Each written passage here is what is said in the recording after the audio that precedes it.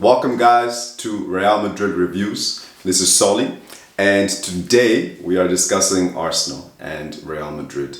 So what an embarrassing match from Madrid to go to Arsenal and to lose 3-0 when our goals are always to win the Champions League is just not acceptable.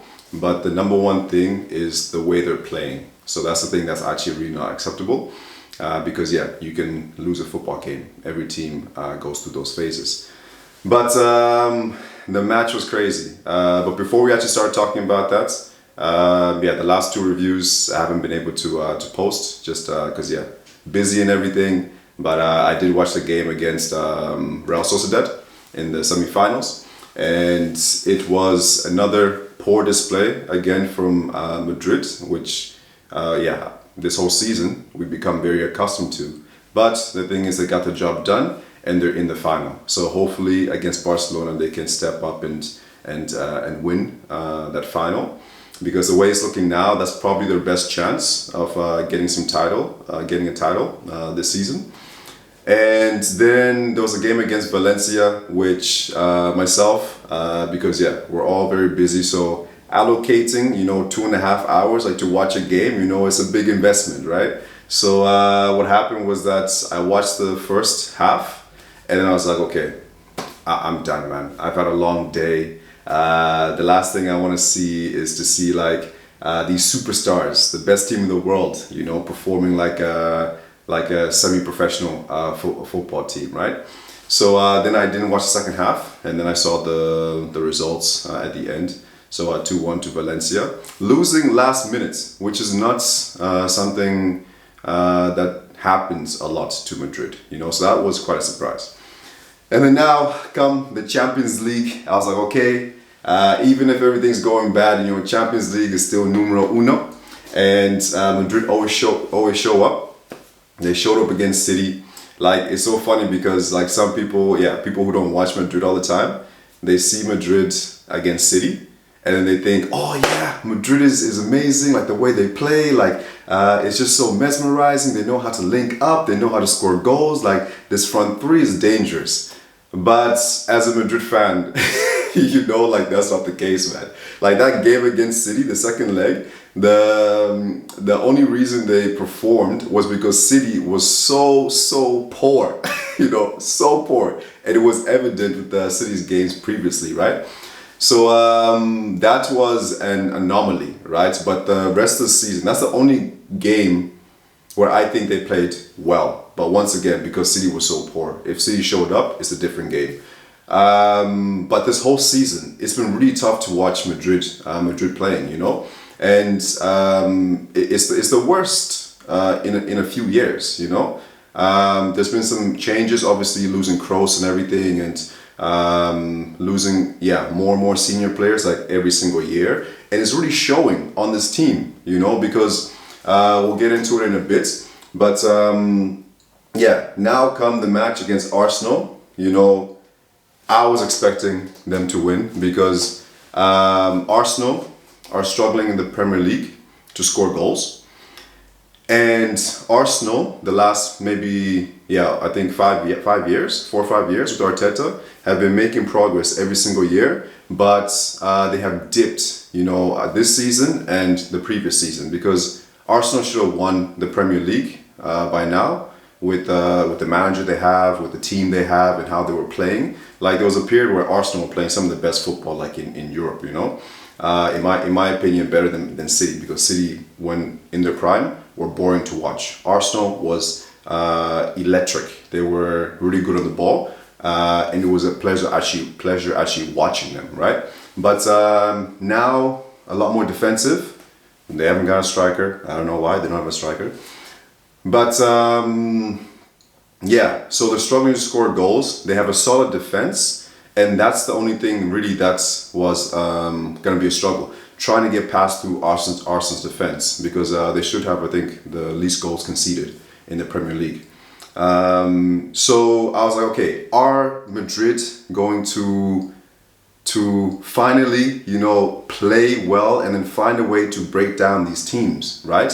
And in the first half, I think it was like 50-50, even though Madrid were struggling quite a bit. But I think overall it was 50-50 because after the first, let's say, 15 minutes, Arsenal were really going gun-ho into it. And I was like, okay, you haven't scored. Madrid have conceded early goals in the previous like month, previous like 2 months have conceded like within the first 10, 15 minutes or something, right? So Arsenal were not capable to do that, and it was still 0-0. So I was like, okay, now in the 20th minute, Camavinga starts getting on the ball, right? So this was probably Camavinga's best game this season, in my opinion. In the first half. Second half, the team kind of fell off a little bit. But the first half, man, this is the Camavinga we need every single game. Like this is the player, the way he played in the first half is what we've been missing in midfield. You know, just somebody in that holding position, like in that pivot, you know, taking the ball and taking charge of the game, you know, with those passes, cross field, you know, short, long. Camavinga can beat a player on his day if he wants to, you know, but then also making tackles, you know, reminiscent of like what Casemiro would do for Madrid, right? So he was there, he was winning tackles, getting interceptions, and that's what we need our holding midfielder to be doing, you know, and the way Madrid, the midfield that Madrid have at the moment, with let's say when everyone is fit, you have Bellingham, you have Valverde, and then you have a holding midfielder. So either Tchouaméni or Camavinga in that holding position. The holding player in Madrid has to contribute to the playmaking because Valverde, he can do playmaking, but for whatever reason, he's not given the responsibility from Ancelotti. But he can do it. Bellingham likes to run forward, likes to receive through balls, right? Even though he can also do a playmaker role. So we have two players in front, you know, who have the capability of being a playmaker, but they're not doing it. So we actually need our holding midfielder, Camavinga, to play that role, winning the tackles and starting off the play, right? I think this is one of the reasons why Madrid are interested in, or there's rumors about Zubamendi, you know? So, which, yeah, I don't know about this guy. First, he's going to Liverpool, then it's a done deal with Arsenal, but then it's not a done deal. Now Madrid are interested in him, so I don't know where this guy's gonna go, man. So basically, Camavinga needs to play that role, just like he did in that first half. Like he was the best player for Madrid, like without a doubt, him, and then also Courtois, you know. And Courtois had an amazing game, but I also expect that from the best keeper in the world. Still to this day, you know. So he had an amazing game. And then we have to talk about the selection from Ancelotti, you know. I was very surprised to see Alaba at left back. You know, I didn't read any news beforehand, so I wasn't sure if there was an injury or something, like with Fran Garcia, because normally it's left this whole season. Yeah, maybe there was one game or something, 1 or 2 games where Camavinga filled in at left midfield, like recently actually, and I didn't do a good job. But it's been Mendy or Fran Garcia, you know. And Mendy this season, man, I don't know what's going on. Since he signed that new contract, like his form has just dipped, you know. Then you have Fran Garcia. Fran Garcia is actually he's a decent, like good left back. And I think he would actually do very, very well in another team. You know, a team, for example, that has like players in the box, like to header the ball when it comes in. Or we have, yeah, basically players in the box for his crosses. Because he gets forward, up and down, but Vini never passes him the ball. There's no relationship there, in my opinion. Players don't provide him with the ball when he makes the runs. When he does make the runs, you know, there's nobody in the box. So defensively, he's actually quite sound. You know, he's like a workhorse. You know, he's similar to Carvajal, but yeah, Carvajal obviously is at a different level. But he's kind of like that type of player. You know, So I think he would do better in a team that can value him more, because I don't think Madrid or the players value him in terms of like giving him the ball when he's making these runs, right?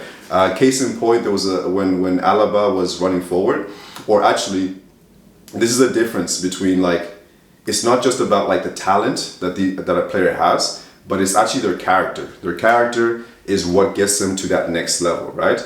So, case in point with Alaba, he had run forward at one play, and then Vini was in the box. There was, I think, Mbappe, Bellingham, possibly in the box as well.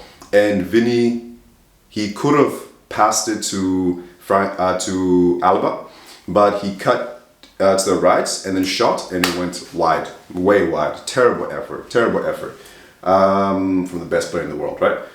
So then Alaba was berating him, saying like, hey, like, why didn't you pass the ball, right? And that's the thing that Fran Garcia doesn't do, you know? So I think if Fran Garcia was to do that, like basically, there's a pecking order, every single team, but literally tell Vini, pass me the ball. You know, tell Mbappe, pass me the ball, right? Because it gets in good positions.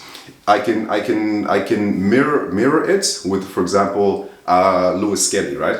So Lewis Skelly, like I've seen him a few times now, he's an amazing player. I don't necessarily, I'm not a fan of him, but because he's on the border of like cocky, you know, if not even like cocky. There's confidence and cocky. I think he's more on the cocky side. But in saying that, he demands the ball. When he's on the ball, he does something with the ball, right? So that's like character I'm talking about, where like you take responsibility for winning the game for your team, whatever position you're in, right? So I feel like now at the current moment, a lot of players in Madrid are not doing that. But back to Alaba. So with the selection from Ancelotti, Alaba at left back, it was a surprise, but I think it kind of worked out in terms of like he saved a goal from like the goal line, and he had a good game. You know, like I think the first half, like Saka got past him a couple of times. But overall, like it was a nice battle between Alaba and Saka. I think Fran Garcia could have done the same job, but it was just a surprise that Alaba started, because he hasn't started at left back recently, you know. So that was a massive surprise. He's been playing in like the Copa del Rey, you know, at central midfield, but then playing at left back, it hasn't happened in recent games, right? So to do that in this important game was a bit of a surprise. Modric in midfield, the guy's 39 years old, almost turning 40, if I have that correct. And at this point, so for example, like with the problems that are happening with Madrid at the moment, I feel like it's on the manager, because any manager would love to have this group of players. I mean, per position, when everyone is fit, you know, and healthy and performing well, like it is hard to improve this team. That's how good it is, you know. So for Ancelotti to be putting on this display, because he's the manager, you know, we have an amazing board, we have amazing players. Ancelotti has done amazing for Madrid, but this season, this season and maybe last season, that's for another video. But for him not to get the best out of his players, unacceptable. There's no tactics, there's no strategy, there's no gameplay. Like players are just they don't know what to do, and then you think like game by game, like they're learning, and then they'll change the play, but it's still the same. You know, since like the first half of the season, you know, it's still the same. The only thing is that Madrid, they know how to win. They're winners, so they're playing terrible. They're not learning from their mistakes, but then each game, like somebody comes out and saves the team. You know, Rudiger against Real Sociedad. You know, so like it's Mbappe scoring, create first goal, second goal. You know, so like he's doing amazing, right? So Ancelotti playing Modric, I think we are now at a point where we need our established midfield playing these important games. Like last season, even 2 seasons ago, it was fine when we had these important games and you put in Kroos and Modric to control the game, you know. But now this season, like Modric should be coming from the bench, you know. And the fact that Modric has actually been one of the better players in the recent games goes to show that something is not gelling. Like the midfield is not gelling at the moment because case in point, they don't have the direction from Ancelotti. They don't know what to do when they get the ball, you know. Where are the tactics? Where is the strategy, you know? So when I saw Modric there, I was like, you know what, the way the Real Madrid are playing at the moment, it's probably a good idea. You know, it's probably the best we can do because we need somebody to dictate the game. We need somebody to be on the ball, calm, and have that vision, have that awareness around them. So he wasn't the worst player in the pitch, you know. He could have been on the ball a little bit more, but I think he did a good job. So Modric still has something to give to this team, but for him to be starting these important games at his age, age shouldn't be a limit, but yeah, let's say for example, the other players should be so far ahead of Modric that it's just undebatable, you know, that you have Tchouaméni, you have Camavinga, you have Bellingham, and you have Valverde in midfield. You know, it should be undebatable that they play, you know, because they're so good. And then Modric, he comes in, he helps the team when need be. But the fact that these players are not performing, and then now we have to rely on Modric, I think this is maybe the last season we'll be doing that. And then next season, we can now start focusing on this team, you know, really developing into the best team in the world and then building a really massive history because they have amazing players. So, and then now, same thing, there's the same issues that are showing up like every single game, you know? So defensively, we're like a 4-4-2 team, right? Which is fine. And then now when we're on the attack, I have no idea what formation it is. You know, Bellingham goes from left wing and then he goes to a striker position. He's barely in midfield. If he's in midfield, he's too far forward. He's not back, like trying to help the play a little bit. So Valverde is being like handcuffed, you know, whether it's in like midfield, whether it's in like right back, you know, I guess it has to be instructions from Ancelotti that, okay, you're right back, so stay at right back. Like he doesn't go up and down, like he doesn't do it. He's literally like just standing there defending the team, and I guess we need it because we need all the help we can get. So Valverde's kind of like playing the role of protection. You know, he does so much for the team. It's ridiculous, right? There's only one Valverde, like only one player like him. I've never seen like a player like him. So in the attack, so defending 4-4-2 is fine. You know, like a lot of teams are doing it. Now, when it comes to pressing, like this is just crap. Honestly, like it's just crap because I'm like, why are you guys not pressing the ball? You know, like for example, it's like, okay, we're a mid-block defending team. Yeah, we're not low block, we're not high pressing, we're not high block, we're mid block. Fine. But then at a certain point, you know, like when now the opponent, Arsenal, starts coming closer, you know, to the halfway line, you start coming closer to your goal, right? Then at some point you have to press. You know, you have to be aggressive. And they're not aggressive in the press. They're so lazy and lackluster.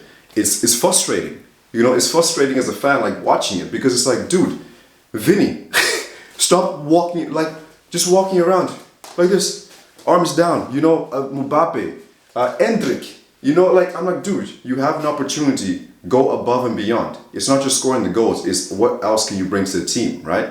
So when I see these players like this forward line walking, I'm like, dude, come on, man, come on. Like we can't just leave it to to Bellingham, to Valverde, to Camavinga, you know, to then be that protective layer. Rodrigo does it.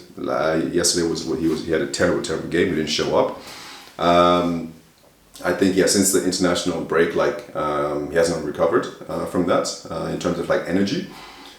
So they need to play as a team, which they are not doing. You know, the difference with this team from, let's say, 5-10 years ago, right? Ronaldo, Bale, and Benzema and everything, that was a completely different makeup. You know, they were they were next level. They were like Kroos, Modric. They were superstars. They had a system in place and it worked. This team, yes, they're stars, but they're not superstars on the level of Ronaldo. What I'm trying to say is that they are able to work even, I think, have the potential to work even better as a team, you know, because we have no egos, you know. There's egos, but not too big. So, literally, we need a manager. Tell Mbappe, run. Tell Vini, run. You know, Vini, I'm seeing now more and more, Vini is one of our senior players, and if he's one of your senior players, I don't think that's good for the team, because we literally need a Carvajal, you know, when he's back playing on the football pitch, and hopefully more, I think more just advice from the manager, because we need to almost guide Vini, you know, because right now with losing Benzema, losing Kroos, you know, before losing Camavinga, so all these top experienced serial winners who were telling Vini where to be, who were telling Vini calm down, focus on the game, who were telling Vini, okay, you need to try something new. They're not there anymore, you know. So Vini now doesn't have that guidance, and he needs that guidance. And it's not just him. It's Bellingham. It's everyone. Bellingham's 20 years old. He needs guidance, you know. So he's doing his part, to instruct, you know, instruct the players around him. But at the same point, he is still developing. He is still learning. You know, he needs to be learning from someone. You know, before Madrid were interested in Rodri. You know, before he got his big injury, right? And at first I was like, it wouldn't work. I have no idea where he will play. You know, that would mean what? You're benching Camavinga. You're benching Declan. Somebody has to go if Rodri's coming in. You know, but hey, that's Madrid. You know, we get the best of the best. So you need to be always outperforming yourself, right? Now that I think about it, man, Rodri would have been amazing for this team. You know, now I don't think they'll go for him because of the injury. It's too high risk. So I don't think it's possible now.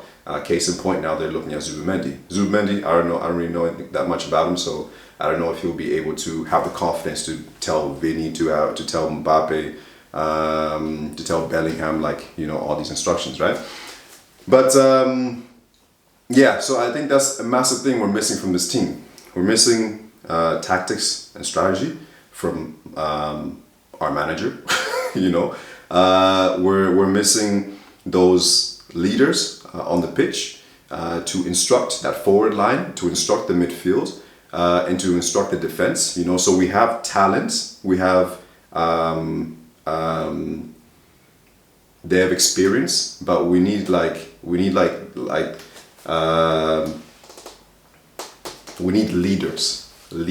You know. And the people there now can become leaders, but they need to be guided and to be given that responsibility, right? So, Camavinga, amazing. Midfield needs work. Arsenal's midfield, talking about strategy and tactics, Arsenal have a strategy. They were a threat in the first half, in the second half, the whole game. Second half, they started off very, very well. Madrid were on the back burner in the second half. My thinking is that as good as Arsenal were, I had confidence in Courtois, you know, before the goals. I had confidence in Courtois that he would keep making amazing saves, and then we would have our chance, you know, Mbappe or something, right? Because it wasn't gonna be Vini or Rodrigo. That's for damn Skippy. So I had the confidence, and then the first goal goes in.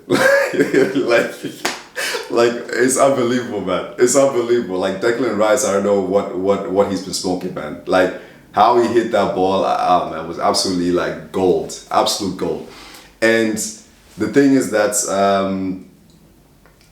it was a perfect shot, man, because Courtois could save that. You can have 2 Courtois, 3 Courtois, they're not saving that, you know? Like the curve around the wall, man, absolute gold. And I was just like, yeah, most of the time, like when the other team concedes against you, obviously you're frustrated, right? With Madrid, you actually just expect it, you know, that the other team is gonna score. And then when it went in, I was just like, yeah, man. What can you do about that? Okay, they're 1-0 up. Okay, fine.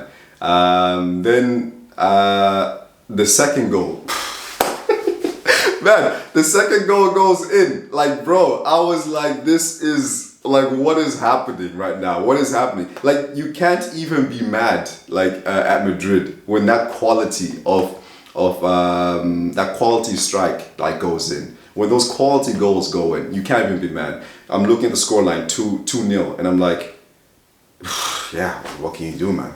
You know, the camera's panning in on Mbappe, just like, yeah, you know, like there's no expression, you know, because for them, okay, we're in this game, and then Declan Rice, you know, just like that. And then I was thinking at the moment, man, so after like, okay, yeah, there's nothing we can do. And then I'm thinking, this is what you pay 100 million for, right? This is what you pay 100 million for. Yeah, okay, the prices are crazy these days. We all know that. It is what it is, but those are the prices now. So some of the players who have gone for 100 million, you know, they don't turn up in these big games when you are literally being paid, you're being bought for that. You are being paid a high salary for that. So you must take responsibility for that, right? So to see Declan Rice show up with that class, with that quality, is just inspiring, man. It's just absolutely amazing. Absolutely amazing. And then now I asked the question. I was like, where's our 100 million euro players at? Okay, Mbappe, show me something extraordinary. Vini, okay, do something mesmerizing. Rodrigo, okay, come on, turn up. Valverde, come on, I want you. Let go of the leashes and go. Come on, show me something, right? So this is what top players do, you know. Like when the other team is good, when you're unable to break down the team, when they're defending so well, when everything is against you, and maybe the other team is better, somehow you find a way to win. This is what top players do, you know, and that's what Declan Rice did. I'm like, okay, Bellingham, come on, do something extraordinary, you know. Right now, Madrid don't have strategy, don't have tactics coming from the manager, and then they're not doing anything jaw-breaking, you know. They're not showing their class. They're not showing that they are the best players in the world for a reason. They cost this much. They are paid this much because they perform in the big games, you know. So Mbappe, in fairness, out of all the players, he's been doing it, and yeah. Mbappe is not my favorite fan. I mean, like for 3 years, he was like teasing us. He was gonna come, he's gonna go. After a while, you get tired, right? So, but he's finally here. And in the beginning, like he started off bad, still scoring goals. And it was hard for me like to connect with him. And then now the last month or so, I'm like, man, you know what? Man, you're doing good. Like you're doing good. You know, I think he has what was he have, like 33 goals or something, or somewhere around the 33 plus mark. Without his goals, I don't know where Madrid would be right now, you know. So he is performing, and he is Madrid's best player now, and he is he is now making he is now the star. The way I see things now, like with the team and how they're playing, Vini always looking for him, Bellingham always looking for him, Frank Garcia always looking for him, Valverde. So every player now, Rodrigo, are always looking for Mbappe. Out of a team of superstars, everyone's looking for Mbappe to do something magical, to do something special, right? Before that, I was Vini, you know. But man, Vini, I'm on Vini's case because he's he's my favorite player. You know, he's my favorite player. I saw this kid come to Madrid, you know, like a complete. He was a working project, you know, because he had the raw talent, but he didn't know like how to make the right decision, when to run, when to pass, when to shoot, and all this kind of stuff. His shooting was terrible, and you saw this player each year develop into the best player in the world, right? So so that's how I see Vini, and I see him as the best player in the world. And the best player in the world needs to perform, and he's not performing. Like, he is so predictable. It's ridiculous, man. Like, he's not beating players like he was like last season, in the previous years. Partly maybe because he's been so obvious. You know, every single time he gets the ball, him, Rodrigo, Bellingham, Mbappe is changing his game up a little bit. Yeah, now, you know, he's changing up his game now. But every single time he gets the ball, you know what he's gonna do. He's gonna try to go.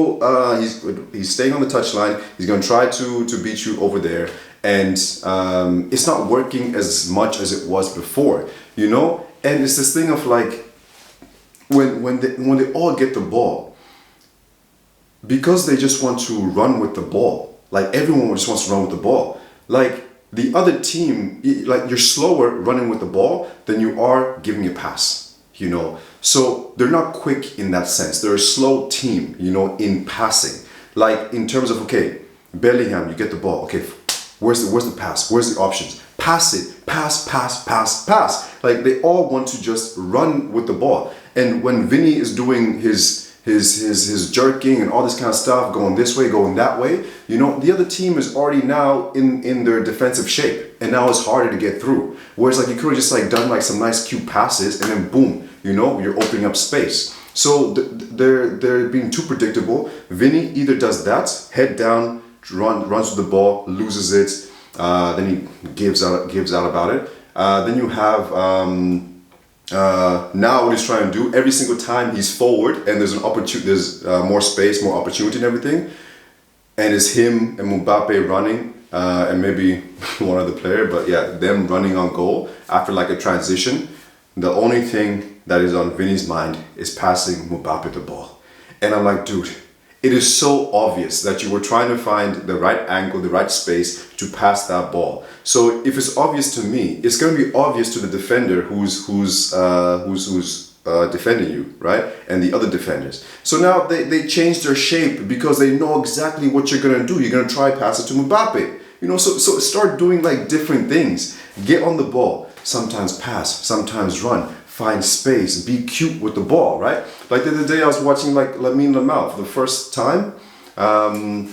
Yeah, I think I've seen some highlights here and there, but Lamine Yamal, like this kid, man, is intelligent on the ball, and that's what we need. Like players who are intelligent on the ball in terms of like, okay, don't just do one thing. Messi was one of the best players in the world because he was intelligent on the ball. You know, he got the ball and he'll be like, okay, what can I do here? Do I need to beat 4, 5, 6 players? To open up space, okay, I'll do that. Or do I need to do like some crazy pass that nobody sees? Yeah, I'll do that. You know, so you need to have like different tools in your arsenal, right?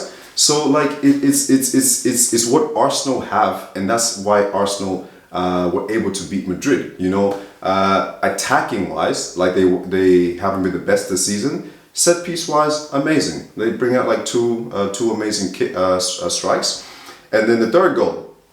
Third goal was also a good finish, man. It was a good finish, you know, like how it got there, okay, fine, whatever. But that finish, man, Courtois had no chance. So you have 3 outstanding goals against Madrid, you know, and you just, you know, like what can you do? So overall,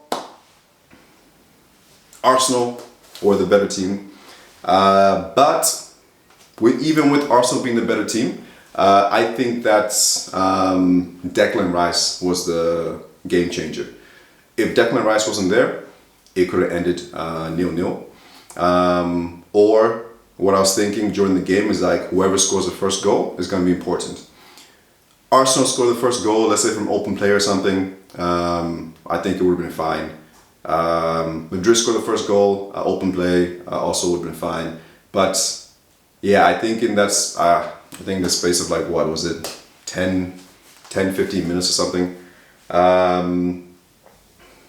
or maybe even 5, I don't know, 5, 10, 15 minutes, whatever. In that space in the second half, when Declan Rice scored those 2 goals, it just killed the life out of Madrid, you know. So if it wasn't for Declan Rice, I think this game would have been a lot more competitive. Would have continued to be a lot more competitive, even though Arsenal were in the driving seat.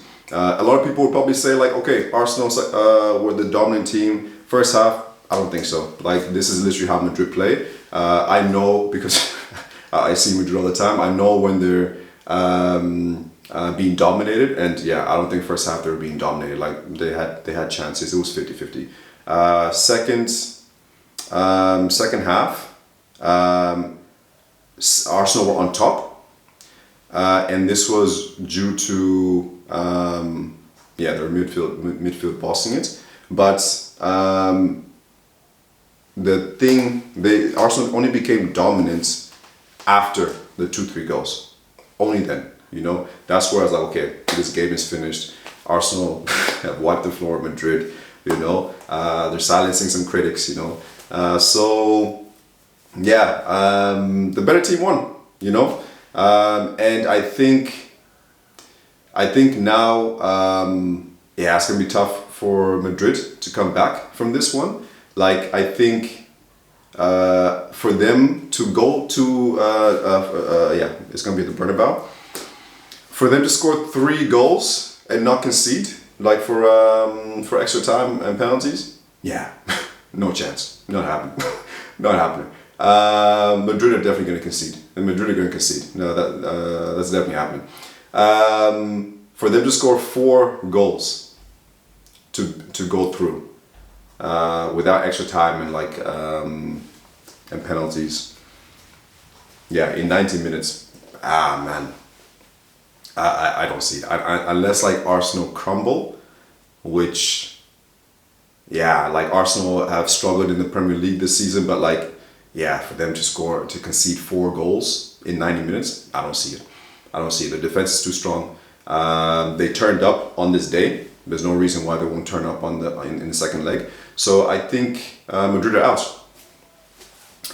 Didn't see it coming. Because I thought, man, Arsenal we'll get through. In saying that, if Mbappe turns up, then you never know, man. I can see him scoring 4 goals on a day. He's done that in plenty of occasions in big matches. So that's our only hope, Mbappe, not Ancelotti. You know. I know I'm on Ancelotti's case, but he's one of my favorite managers. You know, he brought us La Decima. And then brought us this new generation and that were dominating the Champions League as well, recently. So I respect everything he's done for this team, for Real Madrid, but I just think it's time for something new, you know, which is not bad. It's not good or bad. It's just transitions. It happens all the time, and it's about accepting it. So I think there's rumors of him with Brazil. There was rumors about 2 years ago, and at that time I didn't want him to go, you know. This time I think we just need to go our separate ways, you know, and let other people come in who have something to prove, you know. The talk is Alonso, and I think that's the way to go. So I haven't seen Bayer Leverkusen that much. I just heard people's opinions about Alonso and everything. Who Madrid bring in? It is what it is. Just bringing somebody who is going to build a strategy and a team and tactics with these young, experienced players. They need direction, so we need a manager to come in and give them direction. So I think if Madrid go through, which is most likely go out, which is most likely they'll be eliminated from Champions League, I think then it's kind of like written in stone. That's Ancelotti will not be there next season. So yeah, and in the league, I don't see us winning that. We're gonna fight until the very end, but I don't see us winning that. So I think this is gonna make the decision for the board at Madrid, but we will see. But that's all I have for you guys today. And yeah, today it was longer than the previous ones. The previous ones it was like 10, 20 minutes or something. But yeah, this one had a lot to unpack, had a lot to discuss. So yeah, have a good one, and then I will see you on the next one. And who knows when that next one will be, because yeah, my schedule is quite busy at the moment. So this is still like a hobby for me, So when I get the time, I'll do it, but we'll see. So have a good one, guys.